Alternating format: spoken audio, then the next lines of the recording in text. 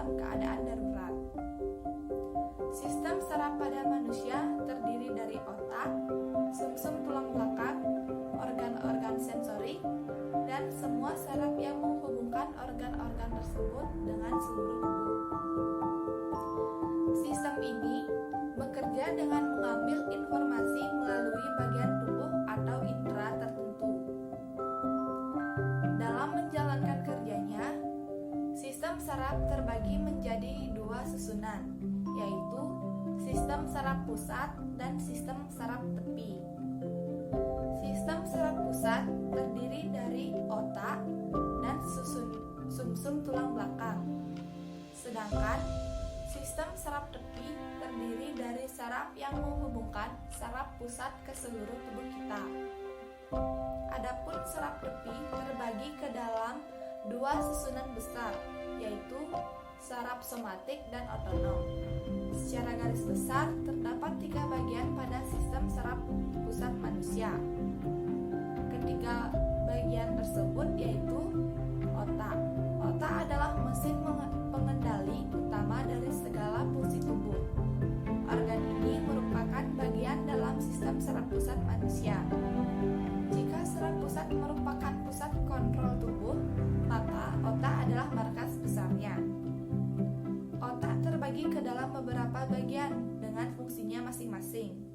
Secara umum, bagian otak terdiri dari otak besar, otak kecil, batang otak, serta bagian-bagian otak lainnya. Bagian-bagian ini dilindungi oleh tengkorak, selaput otak, dan dikelilingi oleh cairan cerebrospinal untuk menghindari terjadinya cedera otak.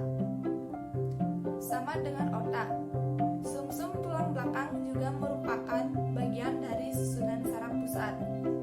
Sumsum tulang belakang langsung terhubung ke otak melalui batang otak dan kemudian mengalir sepanjang ruas tulang belakang. Saraf tulang belakang berperan dalam aktivitas sehari-hari dengan mengirimkan sinyal dari otak ke bagian yang lain dari tubuh dan memerintahkan otot untuk bergerak.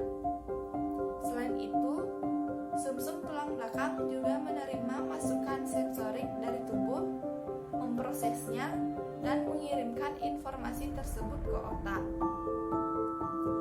Bagian yang tak kalah penting dari anatomi sistem saraf adalah sel saraf itu sendiri atau disebut dengan neuron. Fungsi sel saraf atau neuron adalah menghantarkan impuls saraf. Berdasarkan fungsinya, neuron terbagi ke dalam 3 jenis. Yang pertama, neuron sensorik yang membawa pesan ke saraf pusat. Yang kedua, neuron motorik yang membawa pesan dari saraf pusat. Serta yang ketiga, interneuron yang menghantarkan pesan di antara neuron sensorik dan motorik di saraf pusat. Masing-masing struktur sistem saraf, yaitu saraf pusat dan tepi, menjalankan fungsinya yang berbeda, yaitu sistem saraf pusat terdiri dari otak dan sumsum tulang belakang, memiliki fungsi untuk menerima informasi dari semua bagian tubuh. Kemudian, mengontrol dan mengendalikan informasi tersebut untuk menghasilkan respon tubuh. Informasi ini yang berkaitan dengan gerakan seperti bicara atau berjalan, atau gerak tak sadar seperti berkedip dan bernapas.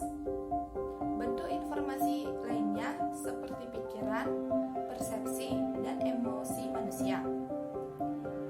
Secara garis besar, fungsi saraf tepi adalah menghubungkan respon sistem saraf pusat ke organ tubuh dan bagian lainnya di tubuh kita.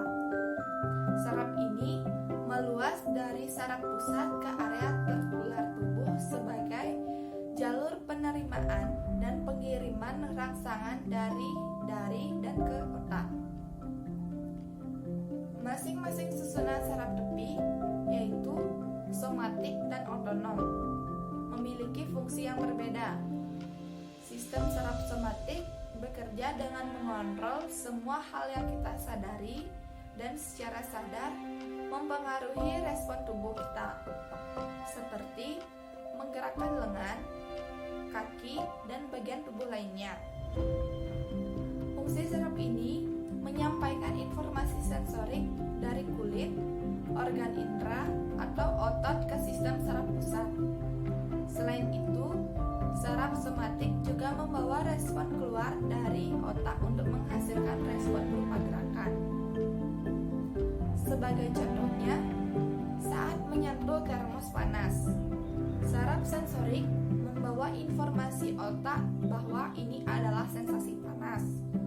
Selain itu, saraf motorik membawa informasi dari otak ke tangan untuk segera menghindar atau melepaskan tangan dari termos panas tersebut. Keseluruhan proses ini terjadi kurang lebih dalam waktu 1 detik. Sebaliknya, sistem saraf otonom mengontrol aktivitas yang kita lakukan secara tak sadar atau tanpa perlu memikirkannya.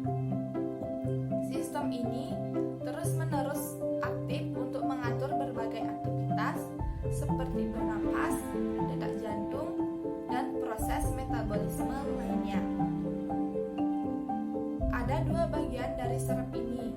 Yang pertama, sistem simpatik. Sistem ini mengatur respon perlawanan dari dalam tubuh ketika ada ancaman pada diri kita. Sistem ini juga mempersiapkan tubuh untuk mengeluarkan energi dan menghadapi potensi ancaman di lingkungan. Yang kedua, sistem parasimpatik. Sistem ini gunanya menjaga fungsi tubuh normal setelah ada sesuatu yang mengancam diri kita. Setelah ancaman berlalu, sistem ini akan memperlambat detak jantung, memperlambat pernapasan, mengurangi aliran darah ke otot, dan menyempitkan pupil mata. Ini memungkinkan kita untuk mengembalikan tubuh ke kondisi normal. Penyakit pada sistem saraf manusia. Salah satunya yaitu epilepsi.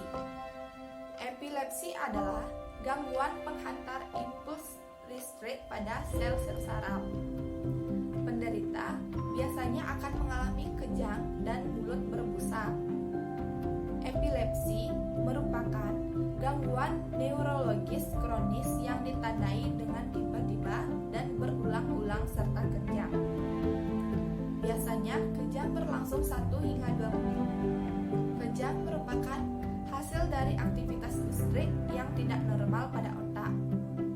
Itu dapat diikuti oleh kelemahan, kebingungan, dan tidak responsif. Epilepsi merupakan penyakit yang relatif menyerang sekitar 40 juta hingga 50 juta orang di seluruh dunia. Penyebab penyakit epilepsi yaitu karena kerusakan otak, trauma kepala, penyakit menular, stroke, tumor otak,